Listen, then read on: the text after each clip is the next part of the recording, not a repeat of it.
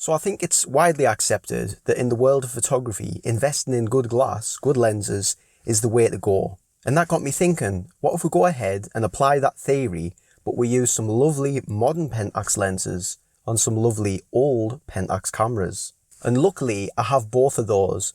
So I wanted to go ahead and show you what would happen when you use these lenses on my really old, well, I'm saying really old, my now 11-year-old Pentax K-3 and the 14-year-old Pentax K-5. Okay, so the lenses that we're using today, these lovely modern Pentax lenses, are of course the DA Star 16-50 f2.8 and my trusty DA 55-300. Both of these are PLM lenses, and there's a reason why I've done that. And of course I'm using these on the Pentax K3, as I've already mentioned, and the Pentax K-5, which I still can't get over is now 14 years old. And I've also been using another camera and lens combo recently, which is pretty much the opposite way around to what I'm using here today, but I'll touch on that towards the end of the video. If I'm being honest, I think there's a lot of Pentax lenses that could quite easily fit the bill for today's video in using modern Pentax lenses on older Pentax camera bodies. But the reason that I've went with the two lenses that I'm using today is because at the present time, currently filming this video, these are the only two PLM lenses from Pentax, and that's something that I'm hoping to showcase almost, in the reason why I've chosen those two lenses here to use on the K3 and the K5 in today's video. Okay, I think it's time to stop rambling and actually get to the fun part and starting to use these cameras. But just before I do, I'm going to ask you to give this video a thumbs up, and that will help YouTube and the algorithm show it to more like-minded people like yourselves who want to find out what happens when you use modern Pentax lenses on old Pentax camera bodies. Much appreciated.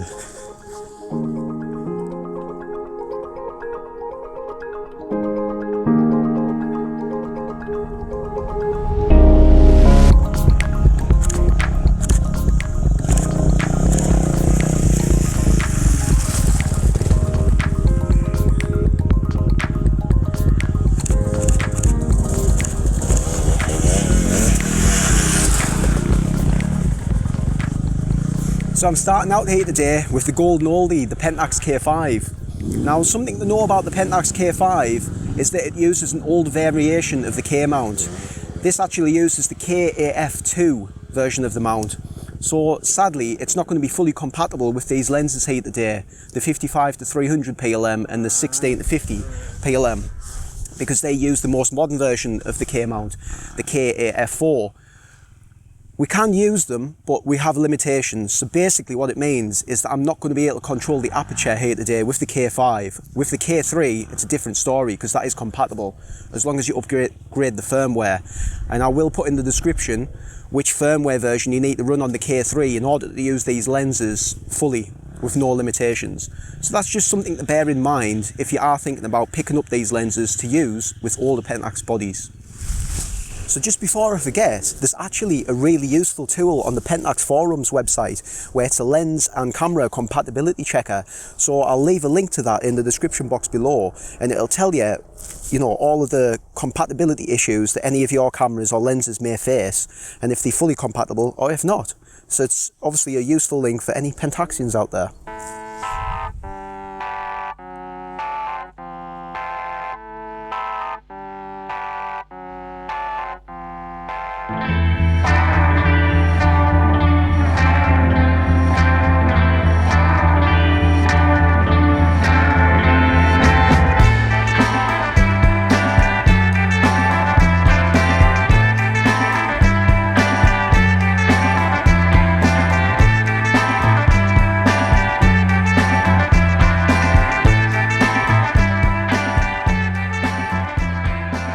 So as you can see, although limited, the Pentax K-5 actually produces some really nice images, shooting wide open.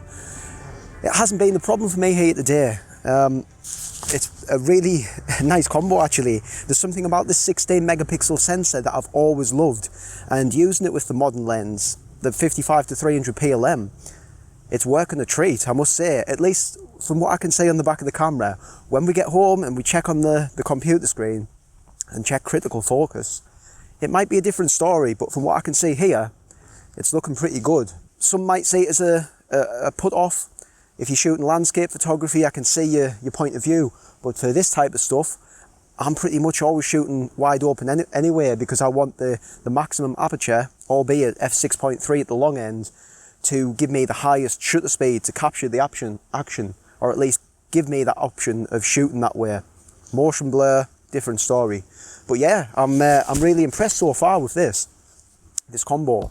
But I think now it's time to dive into the bag and grab the K3 and the 16-50, the DA Star 16-50 f2.8 PLM, and we'll see what that combo can do.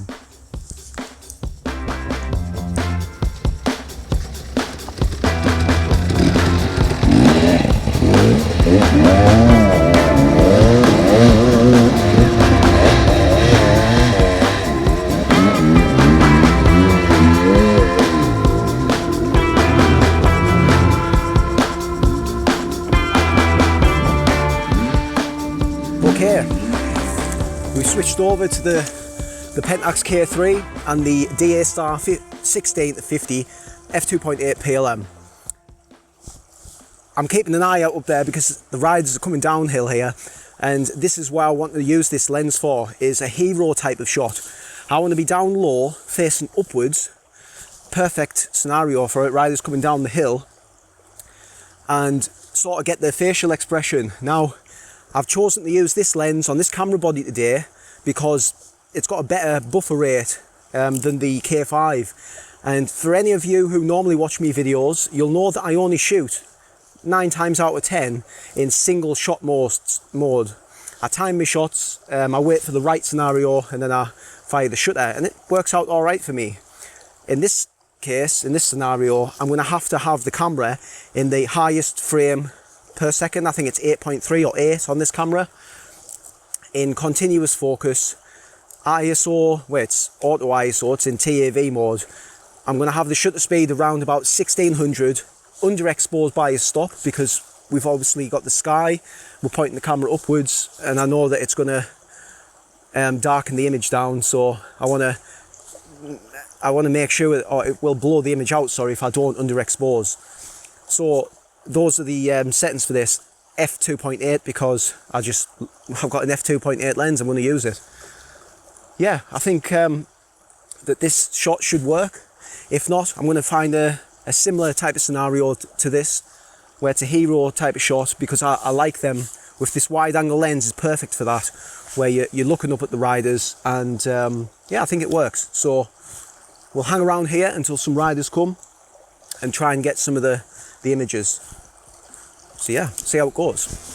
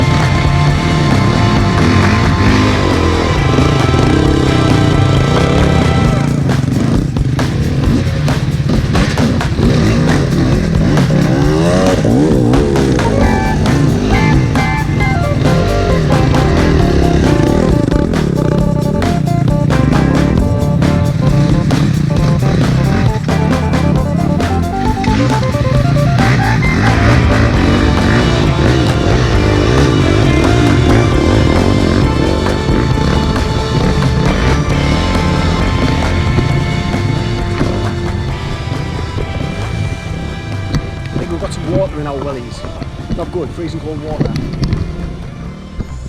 So that was a lot of fun. We got plenty of mud splashes in our face and plenty of water all over. Good job we were shooting with Pentax, because both these cameras, the setup that I've got today, is weather sealed. So all is good. But just as with the K-5 and the 55-300 PLM, the K3 and the DA Star 16-50 PLM look to have produced some really nice shots. Bearing in mind there wasn't much skill involved, because as I explained, I was blamming it, as I like to say. I was spraying and praying at that point, because I couldn't see through the viewfinder, I was just too low. So we just had to hope that we got some shots. And I think, just off looking on the back of the LCD screen, that we may have got some half decent shots with this combination. But what I will say is, what's very noticeable, coming from the K3 Mark III and using continuous autofocus with that camera, when we go back to the original K3 that we've got here today, there is a massive difference. I didn't realise how big a difference there is, because it's been quite a while since I've used this camera for this type of stuff, and it's shown its age, sadly, now. And that's only because I've been exposed to more modern, better, updated cameras. Had I not, I wouldn't have known any different. So take that as you will. But from what I can see, when I've got it in continuous burst and continuous autofocus, I've been able to capture 1 or 2 shots from that sequence, and a lot of the other ones, the 4 or 5 after that, look slightly blurry. But we'll see when we get back on the computer. So I'm going to now carry on switching between the cameras, and we're going to give a conclusion towards the end of the video, which should be up soon, because we've done a lot of rambling today. But hopefully you've enjoyed it as much as what I have taking the shots. And yeah, we're going to get the rest of them for the riders, and hopefully we can sell some and make some money today. Fingers crossed.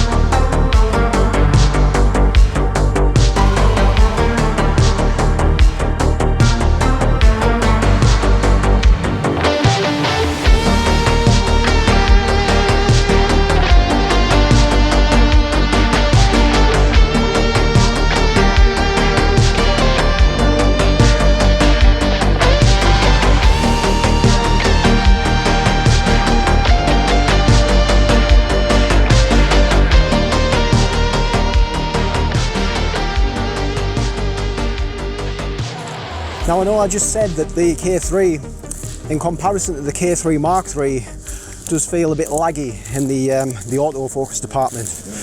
But in conclusion, for both of these lenses, I think what they've done for these two cameras at least is refresh how the autofocus feels, to me anyway. Because if you were to use these cameras with any other type of lens other than the PLM from Pentax, I know I used to use an old Tamron LD lens, screw drive.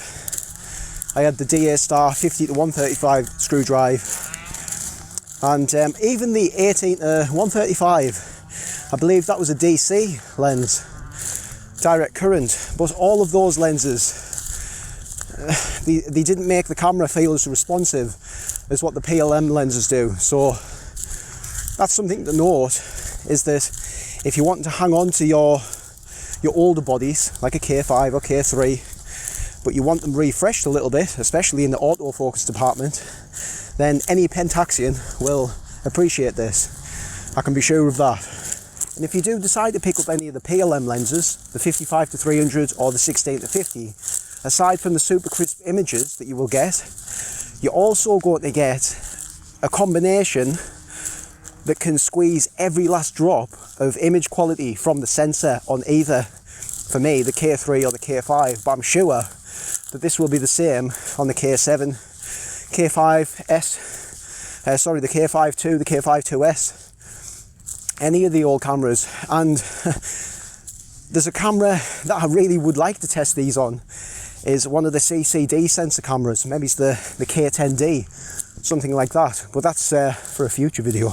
As well as all the benefits that I've just described there from using these lenses with old camera bodies, is another benefit, or one of the biggest benefits I can see, is that it's going to be a really smooth transition for anyone who's eventually wanting to upgrade to, say, the K3 Mark III, because these lenses, not only are they going to put new leases of life into your old camera bodies, they're also going to be the stepping stone in between those camera bodies and the newer ones. You know, it's a win-win. If you don't want to invest in the new camera just yet, you can do this. This is the way that I would do things, and I pretty much have, is use these fast to focus PLM lenses to get the most that you can out of your old camera bodies before you decide to upgrade, you know. And when you do upgrade to a K3 Mark III or a KF or whatever Pentax body that you want to upgrade to in the future, you're going to find that the ergonomics are very similar. You'll be right at home, but you're going to get a lot more features. So that's what I would say as far as a conclusion, is that these lenses are a perfect stepping stone for anyone who is looking to put a new lease of life into their old camera bodies, but eventually does want to upgrade to the K3 Mark III. Now, if you remember at the start of the video, I did say that I'd been using another camera and lens combination, which is pretty much the opposite way around to what I've been using here today. And it's a combination that took these shots up next. I'm going to say that you probably guessed the camera I was using was the Pentax K-3 Mark III, but which lens do you think I was using with the camera in order to capture these shots? So what I'll do is I'll go ahead and put a poll up on my YouTube community tab with a list of possible lenses that it could have been, and I think that some of you may be surprised with the lens that it actually was. As always, thanks for watching, and I'll see you in the next one.